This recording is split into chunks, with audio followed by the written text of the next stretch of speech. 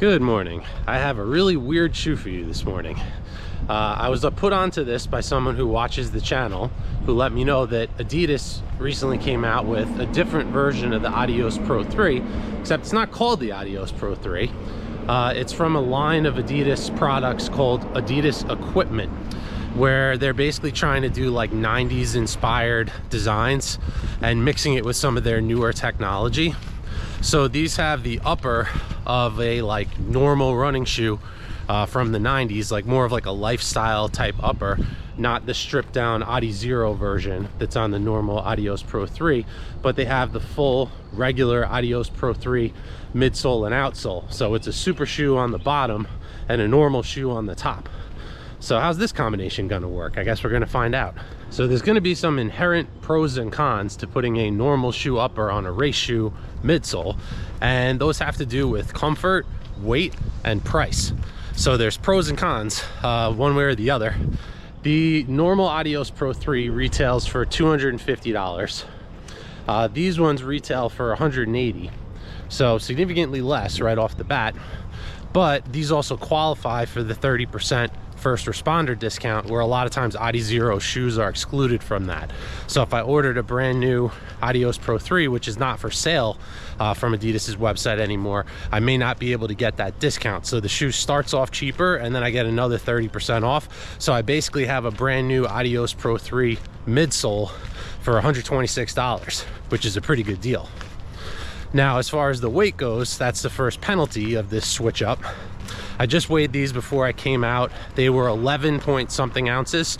I'll get the exact number and grams when I get home as well. And I weighed my last version of the Adios Pro 3 that were 9 point something ounces. So about 2 ounce difference between the two shoes. And the fact that they have the same midsole and outsole means all the difference in that weight is from the upper, which is actually kind of impressive to me.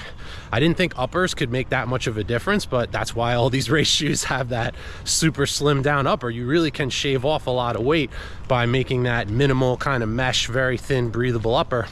However, one thing I would say about this shoe is now that winter is coming, it's getting colder out. This is almost like a winterized training version of the Adios Pro 3. So I get to use that midsole that I really love, but in a shoe that's more comfortable to wear, and it's less breathable, which wouldn't be as good for racing, but it's actually going to be better in colder weather. The upper was the main complaint that people who didn't like the Adios Pro 3 had against that shoe. There's a place in the front where the laces start where that caused some discomfort or rubbing for people. I do think Adidas really improved the upper with the Adios Pro 4, and I said in my review of that shoe when I initially made it, I wish they put that upper on the Adios Pro 3, and then it would be a perfect running shoe for me. But my problem with the Adios Pro 4, the new version of Light Strike Pro, softer, bouncier, but too compressive for me as a larger runner. I kind of sunk into that shoe too much. The aggressive rocker in the forefoot also didn't really work for me for marathon paces. So for that shoe, I could run short and fast in it, but the longer I went, the less comfortable I was in the shoe. So I do think they really improved the upper in the Adios Pro 4. So I wish that was on this shoe, because that would get the weight down. But I think this is going to be more of like a comfortable cruiser slash super trainer, having that super sole midsole, but a more comfortable upper. All right, well, I'm about 1.25 miles into the run right now, and this is kind of a weird experience. It's an Adios Pro 3, but it's not an Adios Pro 3. I think if someone has a wider foot or more volume in their like midfoot area, this is really going to suit you well. The fact that the tongue area is kind of wider and almost expands, where the laces actually start is spread out further on the front of the shoe, so there's more room in the toe box and the midfoot. They are still true to size. I have my normal 12 in these and they fit perfectly, but I think if someone has a wider foot or more volume in their foot, this is like the version of the Adios Pro 3 upper you've been waiting for. More roomy in there, although even me with the normal volume foot, I don't feel like I'm sliding around or anything like that. There's just less pressure over the top of the foot that the Adios Pro 3 had. I'm gonna do 3 miles in these, and then I'm going to switch to the Adios Pro 3 because I feel like it's only fair to compare them one right after the other to see how they really feel. Well, all right, I did about 3 miles at easy pace there, and then turned up the pace towards the end of the last mile. Just wanted to see what the top speed I could get up to was in those shoes, and I'll do the same thing in the Adios Pro 3 and compare. I did get up to 5:25 mile pace when I was sprinting, kind of like doing a stride at the end of that 3 miles. And now I have one shoe on each foot, and it's an interesting experience. It feels like the equipment version is actually wider, which doesn't make any sense because it's the same midsole and outsole, but I think just the space in the upper makes the shoe feel wider overall in the forefoot. And the comfort of the tongue, I think the tongue is the best thing about this new version. It's like a very wide tongue that's gusseted on both sides and kind of just wraps over the top of your foot and holds it in place very nicely. So you have good lockdown, but no pressure over your midfoot. So it's kind of an interesting way that the tongue wraps your foot with this shoe. So now I'm just going to run for a little bit with one shoe on each foot just to feel them together, and then I'm going to do a couple miles in the Adios Pro 3. So I've got my Chicago Marathon personal best from last year Adios Pro 3s on me right now. These shoes immediately make me nostalgic. I have another pair of Adios Pro 3s that I wore for the New York City Marathon in 2022. So this is the only shoe that I've worn in a world major. I've done two, New York and Chicago, each with a different Adios Pro 3.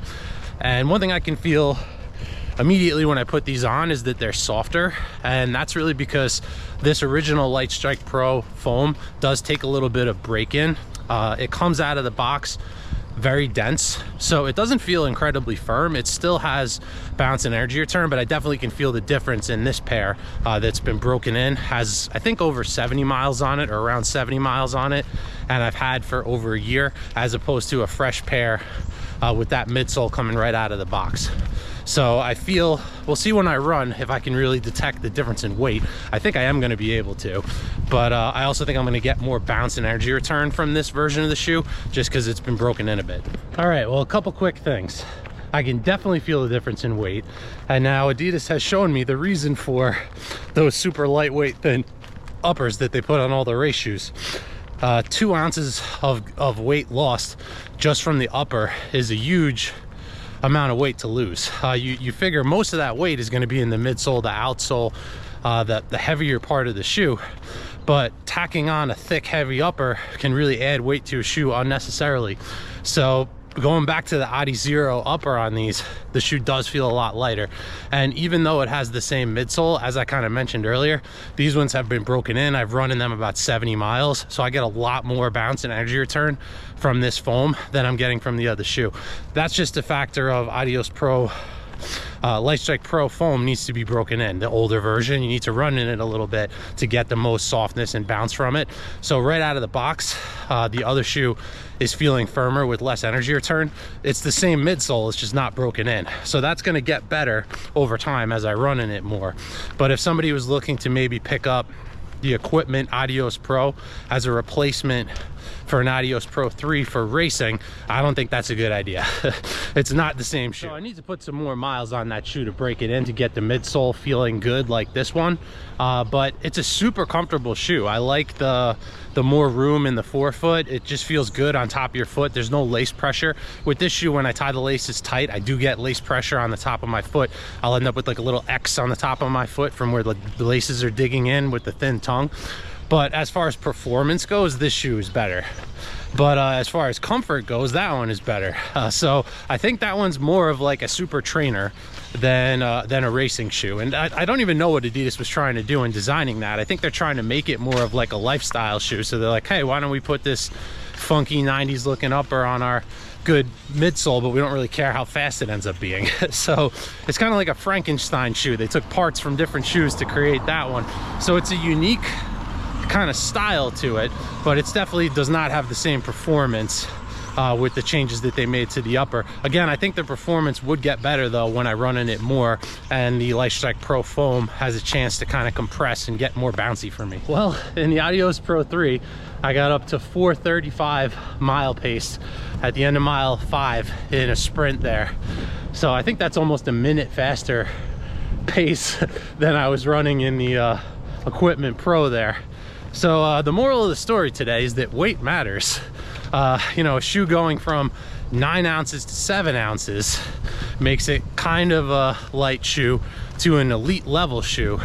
So in this case, the regular Adios Pro 3 around 9.5 ounces is actually kind of heavy for a super shoe by modern standards. So going up to 11, it's just going in the wrong direction if the goal of the shoe is speed. And then just the fact that this foam is broken in, I'm getting so much more energy return from this shoe. So the combination of those two things from a speed perspective today, the Adios Pro 3 wiped the floor with the Equipment Adios Pro. But from like a comfort and just being in the shoe, the Equipment, I think that's really more what it's designed to do. I don't think I'll be taking that to any races anytime soon though. But that may work its way into my lineup as like a really reliable super trainer. Again, I think I need to break in that foam a little bit. It's just feeling a little bit too stiff right out of the box. So today we're talking about the Adidas Equipment Adios Pro. What a weird shoe. Now I'm just going to show you a little like screen grab from Adidas's website of the Equipment line and some of the other options that they have here. They have a version of their trail shoe. It's like a whole line of clothing as well. And then they have 2 other running shoes on there where they put a different upper on them. One of them is like a Predator, I think it's a soccer shoe, and it looks like it has a Boston 12 midsole and outsole on that one. And then there's a Takumi Sen 8 or 9 with a similar upper to this one. I actually would consider getting that, except they don't have it in large sizes anymore. It's only small sizes left, but it's at a really low price. If someone fits one of those sizes and you want to try the Equipment Takumi Sen at a very low price. So just kind of an interesting venture here from Adidas. I'm not really sure what they're going for. I think it's more style over substance with this line, but it's kind of an interesting take. 2 things I need to say about the Adidas Adios Pro 3. This shoe was first released in June of 2022, so it's been out for over 3 years. When this shoe first hit the market, Adidas's pros were getting on podiums with this shoe. The best people in the world were running fast in it. But I found this to be one of the most accessible super shoes. Like almost anybody can run fast in this shoe. I feel like a lot of the more modern super shoes, like the Fast R3, even the new ASICS shoe, they work best for people that are really able to run fast. You know, if you're able to run 5-minute miles, 6-minute miles consistently, those shoes will really help to harness your best performance. But if you're looking to run a marathon at an 8-minute mile pace, those shoes are really not going to help you. They don't have enough stability. They're a little bit too narrow. So for me, it's kind of overkill for a normal runner to use one of those like $300 super light shoes that's really designed for an elite, whereas this one I feel like anybody can run a personal best in this shoe. Something else that's very impressive with the Adios Pro 3 is how durable this shoe is. I've gone through a ton of super shoes in the last 3 years. I've had multiple pairs of Vaporfly 2s that I just destroyed. I'd have to go through a list of all the ones that I no longer run in. These are still going strong. I got like 185 miles on these. I ran the New York City Marathon in them over 3 years ago, and I could still take these out right now and run at them, and they're just as good as the day I got them. So that's really something amazing with this original Light Strike Pro foam. Adidas had some magic here. You can see the outsole too. I got a little bit of wear right here on the exposed foam, and that's it. There's nothing here. The rubber's not peeling off. This shoe is almost good to go after 3 years and 200 miles. Pretty impressive. My newer pair, I wore these for the Chicago Marathon last year. Again, this shoe retails for $250 when it was new. I was able to get it 50% off, so I got this pair for $125. So I got a great deal on this shoe when I bought it.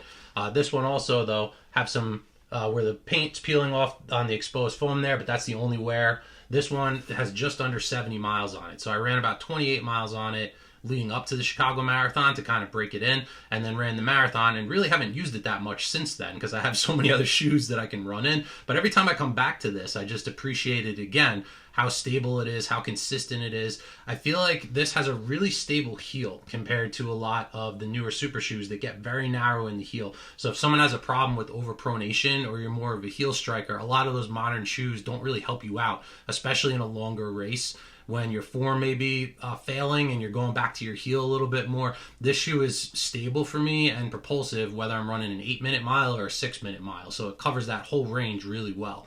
Now, as I mentioned before, it's a little bit more heavy than some of the more modern shoes. It has less bounce than some of the more modern shoes, but just it kind of hits the sweet spot for me where it gives me some bounce, but it's balanced with that stability, and I get propulsion from it without it being too soft. So it's kind of like right in the sweet spot. I have shoes that are faster, I have shoes that are lighter, but I always just keep coming back to this one, and I'll always appreciate it for what I've been able to do in this shoe. Now, the only real way to get an Adios Pro 3 at this point is to do it in the used marketplace. You know, go online and look for a pair, either on eBay or some other site that may be selling it, someone that's had it for a while and selling it. So you can probably get a good deal on a Adios Pro 3 if you find it on the market, but you don't know what condition that's going to be in, how long someone's running it. So to me, the prospect of getting a brand new Adios Pro 3 midsole at the price I was able to get this at was enticing. That's why I did it. And also, I just think it's an interesting shoe. So it's interesting to make a video about a shoe that I don't think anybody has worn. I've never seen any video on this shoe yet. So I'm bringing it to you exclusively because all the big channels don't care about this shoe, but I do, I guess. So I think the first thing of note is just the way that this shoe looks. I think that's going to be very polarizing. It seems like ugly sneakers have gotten super popular recently. I'll put up a picture of this Balenciaga shoe. What the heck is this thing? I don't know what people are thinking. It's like thousands of dollars, this shoe. The ugliest thing I've ever seen. So, you know, a little off kilter can be in. This is really, it looks almost like an orthopedic shoe a little bit. I mean, it's not the most stylish shoe. I do kind of like the bright colors on there, though. That reminds me of that 90s kind of style. I kind of wish the midsole was a different color. It's a lot of gray here if they broke it up. There are actually a few other colorways of this shoe that I like better, but it doesn't look like they're for sale in America. Some of them are available online, but then you're looking over $300 for the shoe, so then it's a huge waste of money. So being able to get this at a really good price, I don't really care about the colorway all that much. So I think the looks are going to be polarizing. I think some people are going to think this shoe looks pretty cool. Other people are going to think it's hideously ugly. Beauty's in the eye of the beholder. But for me, as I kind of mentioned, I really like the forefoot of this shoe. The room in the toe box here is very nice. The fact that this is spread out wider, because on this shoe, this is where a lot of people had issues with these laces right in here rubbing on this part of your shoe. I saw some people like not lace up the first two loops in here, or kind of customize their own lacing system to make this work better for them. The tongue in this shoe is also completely loose and floppy. It's not gusseted. So as I mentioned, you do get lace pressure when you tie this down tight. Whereas this shoe, the tongue is wide, it's fully gusseted, it kind of wraps over your entire midfoot, and there is a little bit of padding here just from the logo.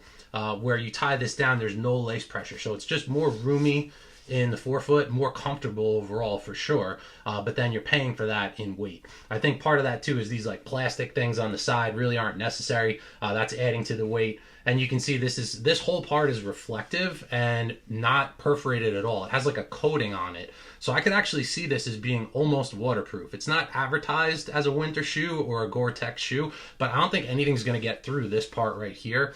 And also the whole way around, this is kind of a thicker wrap, you know, kind of around the outside of the shoe, where I think this is not going to be breathable, but it actually potentially could be great for running in the winter. And then you have the whole thing becomes reflective. So if you're running at night or low light conditions, I think that could be good as well. But I think Adidas really intended you to wear this with jeans and nobody to know that it's actually a super shoe in the bottom. But you can definitely run in it for sure. I got this shoe yesterday and I wore it to the supermarket, and I was just moving around that supermarket. I was going by all the old ladies, weaving in and out of lanes. No, I wasn't doing that. But I just felt very propulsive walking in the supermarket with a carbon plated shoe with super foam in it. I'm generally not taking my super shoes to go food shopping. So in summary, is this a good shoe? Yes. Is it a true replacement for the Adios Pro 3? No. I think really spiritually, the way that these shoes kind of work is this one is almost like thinking of it like cars. I like using car examples. I think that resonates sometimes. But this is like a regular Mercedes sedan. Like it's a sports sedan. It's comfortable. It's got the leather seats. It's got all the tech options. And that one's like the AMG version. You know, so they lightened it up. They gave it more horsepower. It's more like track oriented, performance oriented. So this is more like your daily version of an Adios Pro 3. And then that's the racing track version of an Adios Pro 3. Now, what you're looking for in a running shoe is going to determine whether that makes more sense for you or not. So that's the one I would use for racing, but I actually think this one's going to be more comfortable as a daily shoe, as a training shoe. I actually want to take these these for a long run. I think I'm actually going to use these a lot this winter, just because I'll be able to use that Adios Pro 3 midsole that I really like, but with a comfortable, more spacious shoe. And again, as I mentioned, it's not as breathable, but that's actually going to be better when it's kind of cold and wet out. So I think this is almost like an all-terrain, all-season version of the Adios Pro 3. So let me know in the comments if you've run in this shoe or if you're thinking about picking up a pair. I know not many people will probably comment that they've run in it. I only found out that this existed 2 days ago. So a very interesting shoe, an interesting take on a classic, but a replacement for the Adios Pro 3, no. So I'm still hoping maybe next year they'll come out with a Adios 3.5. I know that's not what they'll call it, but as far as the Adios Pro 4 switching to that softer foam, I wish we still had a racing shoe option from Adidas that had this foam in it. So we'll see what happens in the future, but here's hoping we'll get some traditional Adios Pro 3 foam in a racing shoe at some point in the future. Please remember to like and subscribe, and I will see you in the next video.